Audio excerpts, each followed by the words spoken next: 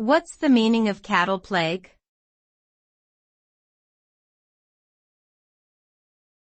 Cattle plague.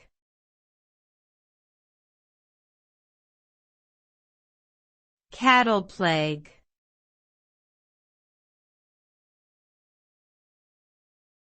Cattle plague.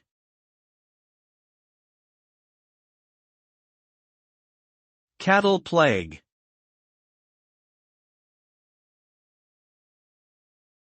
Cattle plague refers to a highly infectious viral disease that primarily affects cattle and is also known as rinderpest. The virus spreads through contact with bodily fluids or contaminated objects, causing symptoms including fever, diarrhea, dehydration, and severe respiratory issues. Historically, cattle plague has had devastating effects on livestock populations, leading to significant economic losses and widespread famine.